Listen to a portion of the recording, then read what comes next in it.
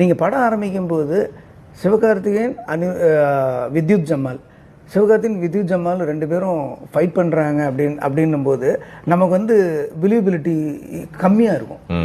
வித்யுத்தை வந்து சிவகார்த்திகேயன் அடிக்கிறாரு அப்படின்னா ஏன் அப்படின்னா வித்யுத்தோட இமேஜை வந்து அவன் மார்ஷியல் ஆர்ட்ஸ் ப்ராப்பராக கற்றுக்கிட்டு கண்ட்ரிஸ் ஒரு பயங்கரமான ஆர்டிஸ்ட், அவர் மார்ஷியல் ஆர்ட்ஸில் முறைப்படி கற்றுக்கிட்ட ஒருத்தர். அவரை வந்து நம்ம சிவகார்த்திகேயன் அடிக்கிறாருன்னா சிவகார்த்திகேயன் வந்து காமெடியாக பண்ணி அதில் ஆக்ஷன் பண்ணி பில்டு பண்ணி கொண்டு வர்றவர். இப்போ நம்ம இதை நம்ப வைக்கணும்னா அவருக்கு வேற ஒரு சக்தி இருக்குது, வேற ஒரு கேரக்டர் இருக்குன்னு நம்ம பிலீவ் பண்ணால் தான் அதை பண்ணுவாங்க. நான் படம் ஆரம்பித்து ஃபஸ்ட் ரீலில் 2 பேரும் சண்டை போட்டு வித்யுத் அவர் அடிச்சிட்டாருன்னு சொன்னால் ஆடியன்ஸ் நம்ப மாட்டாங்க. அதே பார்த்தீங்கன்னா அந்த 2 ஹவர்ஸில் ஆடியன்ஸை நான் கொஞ்சமாக கன்வின்ஸ் பண்ணிட்டேன். ஏன்னா அவனோட மெயின் பிக் பாயிண்ட்டு மாலத்தியை கை வச்சு அவன் எந்த இதுக்கு வேணாலும் போவான், அதை கை வச்சவன தான் அவன் போனான் போது கிளைமேக்ஸில் அந்த சந்தேகங்கிறது ஒரு துளி கூட வராது.